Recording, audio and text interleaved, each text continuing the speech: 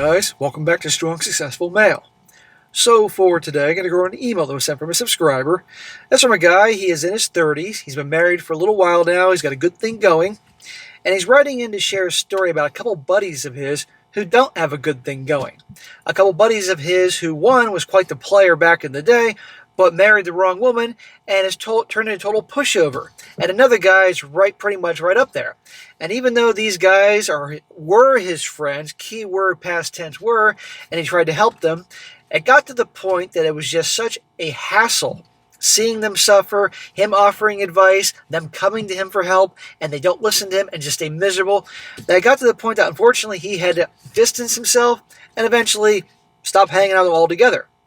And I thought I'd go over here to make the point that I'm sure most of you at least have one guy that you know that is effing up royally when it comes to girlfriends, wives, and all that. You offer advice, but they keep making mistakes, and it wears you down. And when it gets to be that bad, where it's bringing drama into your life, or frankly, they may start rubbing off on you, that's the point when, sadly, you got to start distancing yourself. Because, it's like that saying that we're the average of the 5 people we spend the most time with. You spend your time with a lot of successful, hardworking people that are making something themselves, that's likely to rub off on you. On the other hand, you spend your time with a bunch of people that are a bunch of losers, that aren't going anywhere in life, that are, don't take care of themselves, maybe do drugs, drink a lot, all these negative things. That's going to rub off on you too. So you want to hang out with people that are positive people, good people, have good things going for them. Not to use them, but just because that's who you want to be around. And there's a point you unfortunately have to start backing away from people. And as you get older, you're going to notice this for you younger guys out there. So I'm going to go over his email here and the 2 stories you're going to hear, which are going to make you want to scream to see my point. So he says here, good afternoon, SSM. I've written it a few times and I wanted to share a few stories of my married friends that break my effing heart. If you want to hear about big wins, then I suggest you don't read this. No. We gotta hear the horror stories on occasion just to remind us of such things. The first friend we will call John. We were buddies since childhood. He always had a way with women. At one point, he hooked up with an entire cheerleading squad over the course of a year. In other words, John's a Chad. As I found, a lot of guys named John are Chads. And you know what? I bet you all those cheerleaders knew darn well that he was hooking up everybody, but he was a prize to them. The guy knew how to fish. We go to college together, and he's still crushing it. I've never seen him have a girlfriend, but he had tons of hookups. Around 24 years old, he starts dating the Chinese exchange student with very heavy family money. Aha! Johnny boy thought he got himself a prize now. She didn't live in the college dorms. She owned a house nearby that her parents paid for. She didn't own it. Her parents did. She had a 4.0 grade point average and needed a work visa to stay after graduation. So naturally, he married her after dating for about a year. Smack! What a bonehead. The freaking Chad gets married after a year or less than a year after knowing this broad. Yeah, of course he's thinking, jackpot. Fine-ass Chinese chick, and her family's loaded. And I'm not going to begin to dig and try to figure out where the family money came from China. We can all speculate there. But anyhow, he thinks he's got a jackpot. Wrong. I told him that this is very soon, and I don't think he would be doing this if the green card was not an issue. He agreed, but said he's doing it anyway. In his mind, hey, I'm freaking James Bond here, all the women, what could go wrong? They had a courtroom ceremony and were married. I put it out of my mind and focused on my own life for about a year until he invited me to visit for a week. We live on opposite sides of the country, so I'm thrilled to see my old buddy again and fly down there. As the days pass, she is constantly screaming at him for nothing problems. And there you go. Now here's the thing. If this guy's a former Chad, why in God's... Number one, why did he marry her? We can obviously he thought he was going to, marry into money. But why is he putting up with this crap? He bought lobster one night when she was planning to cook something else without telling anyone. We would watch television, and she would scream for an hour about how it was too loud instead of simply asking, can you turn it down? And this is the problem. He's not checking the bitch. You know? He married her less than a year from dating her. That told her, this dude's really into me. She's got power. And guess what? The masculine chicks, they want to have power over their husbands, but a feminine woman, they want to have a guy be the leader. This chick is obviously masculine. We would stay up late, and she would lose her mind if he wasn't in bed by 10 p.m. 10 p.m. Shit, I go to bed at fucking midnight every night, sometimes later. About a third of my visit was me waiting in the other room while she was screaming at him. I always thought, why the fuck does he put up with this? Because he's been worn down. And obviously, he was still, I'm guessing, probably in his 20s at this point. Damn. I went home extremely worried about him. But my dad warned me about bad-mouthing a buddy's chick, as most times they make up, and then he tells her what I said when he was complaining about her to me. Are you saying that he did do this, or your dad's just saying what usually happens? And yes, by the way, that's what a lot of guys, by the way, if you fucking betray your bros like this, like, you know, you're having a fight with your girlfriend, your wife, and your bros says some things, you know, and then you then go tell her on him, you're the biggest fucking bitch ever. So she gets an accounting job making $90,000 a year, and he gets into sales, which he is talented in, but it starts at close to no income. Oh, great. So she's bringing in the steady income. Now she still, in her mind, has power over him. I remember talking to this guy on the phone, and he sounded so miserable. I hated this chick. Yeah, but you know what? He's a big boy. He made the choice to marry her. And he can make the choice to divorce her. Unless he's afraid that, you know, some visitors from the other side of the world will come here and kick his ass or something. Or worse, if he divorces her. I don't know. But still, he could do something about it. He eventually has 2 kids with her. And this smart, talented guy has never had a job for any more than a year. And he never really took advantage of his skills in sales. It's unfortunate.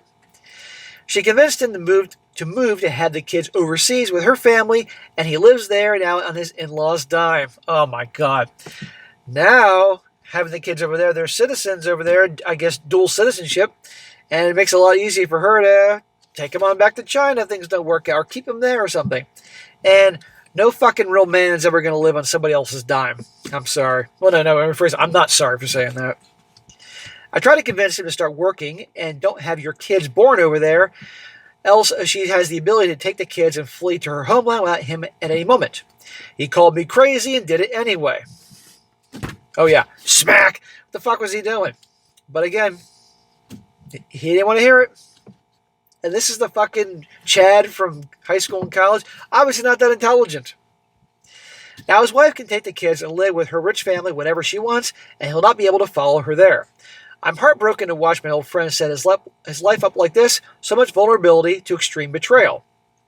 But I've said my piece multiple times, and he's going to live the life he wants. I don't talk to him anymore, and I don't plan to change that. And that's unfortunate, but you know what? You got tired of it. As many other you guys listening to this probably have at least one friend you can kind of think about that is like this, you know? You get to the point you're just sick of it. And obviously in your conversations, he was obviously complaining to you about her and his situation, but he's unwilling to do anything about it. I have zero patience for people that have problems and they've come to me for solutions. As long as they're willing to take action, I'm willing to listen and help and all that, even if it's baby steps to get where they got to be to turn around their lives. But what makes me crazy is that people that just bitch and complain and never do anything about it. I can't stand that, and I will distance myself from people like that. You know, when I was a personal trainer, it drove me crazy. All the fucking complaining people would do, and they wanted to do this, and this, but it really wouldn't make the real effort.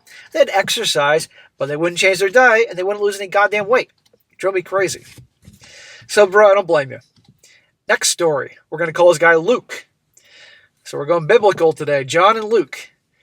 He says, a buddy I met at work about a few years ago. Super smart guy, remembers everything, and is well-spoken. He has been dating his college sweetheart for the last 8 years.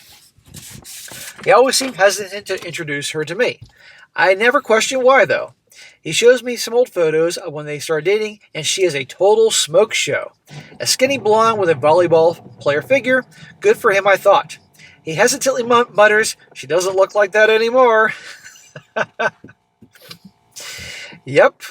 How many guys start off with a pretty girl, and then a few years later, she's like Jabba the Hutt's little daughter? Yeah, it happens. Well, I finally meet her, and the woman is 5'3", and wait for it, weighs over 260 pounds. Did you make her walk on a scale, or are you just kind of figuring she looks about 260? 260 plus pounds on a little 5'3" petite frame. That's a lot of woman. I was absolutely stunned. My buddy is a handsome guy in his early 30s, making six figures and a comfortable job. As he gets more comfortable around me, he complains constantly that she spends her entire paycheck within 24 hours of receiving it every single month. Well, he's not married to her. He's not even engaged to her at this point. So guess what? If he doesn't like that, he doesn't have to be with her. Unless something's going on. Are they betrothed? I seriously doubt that. There's no arranged marriage going on here. At least I'm assuming he's not Indian or somewhere in the world they do arranged marriages, so he can end it. And by the way, I'm sure he's probably not too obviously wasn't happy that she's ballooned up, and he could also end it with her, but he was too weak to do it. This gets worse. I was about to ask him, then why the hell are you dating this chick? However, the words of my father echo in my head, and I keep my mouth shut. Well, that's the thing. You're damned if you do, damned if you don't, and I'm sure many of you are aware of that. Well, she pressures him on a daily basis to propose to her, and the women at the work pile in. Maybe just give her a fucking donut and put on her finger instead of a ring for a while. She'll probably like that more. Well, eventually he caves and proposes to her. Smack! He says he's a good-looking guy, does well, he can get other chicks, but he's weak. She insists that they buy a house together and immediately have a 500-person wedding party, serving filet mignon to every guest. 500 guests at the wedding? How the hell do they know that many people? I mean, if you split up 250 each, or 300, 200, or whatever. Yeah, how much that costs? I see the pain and uncertainty on his face, and I finally decide, fuck the friendship. I need to say something, or no one will. Well, if he's already married, he's in deep shit. I try to pull him aside a dozen times, and every time he runs off like he knows what I'm going to say and doesn't want to hear it. After the final attempt, I throw my hands up in the air and tell myself he made his bed and I am not a hero. Yes, he's a grown-ass man. He made his bed. He can lie, and end of story. Well, they buy a house, and from day one, they have separate bank accounts. She pays for some of the bills, but since she is always in collections, he has to come cover her bills too. Smack! Jackass. So she's terrible with money. Shocker, she was terrible with money before they got married, and she's terrible now. Yeah, there's going to be no building wealth with her, ever. And I'm willing to bet you, as time goes on, she's just going to get bigger and bigger and bigger. Probably won't be able to get her in the fucking car. His complaints get louder every day, and eventually a pretty skinny girl starts giving him attention. I warn him, saying he is at risk of becoming a man he does not respect. Fix the issues with the marriage or break it off. If you do neither, you will eventually cheat on her. Guaranteed he'll do that. But what's the easy thing to do? Just have an affair on the side as opposed to confronting his wife, either laying down the law or ending it. He says nothing, and a year passes. He pulls me aside one day and says, I have something to tell you that I need you to keep to yourself. Well, you already guessed it. He hooked up with that other chick. Smack to your friend. Dumbass. Now his fat-ass wife can divorce him and come after him for everything because he cheated on her. It'll get out. It always does. I again warn him that this other chick is not the solution to his problems, and she's a piece of garbage for seducing a married man.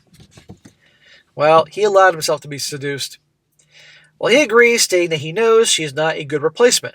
I tell him he needs to fix his house one way or another, or this is going to keep getting worse. He's going to get sucked further into infidelity, and or his wife will get knocked up, and then he's trapped. Make a choice, dude, and he does nothing. Again, One of these people that just keeps screwing up and complaining about it and everything like that. I've been there, man. It drives me crazy when people do this. These two guys are the only guys I know who are in a long-term relationships, and I would legitimately rather off myself than have their lives. Sometimes I think they are embarrassed to take my advice, even though I have been married longer than them both, because it's a pride thing. As I get older, I have created distance between myself and these guys because they are impending disaster, and I don't want any of that leaking into my own life.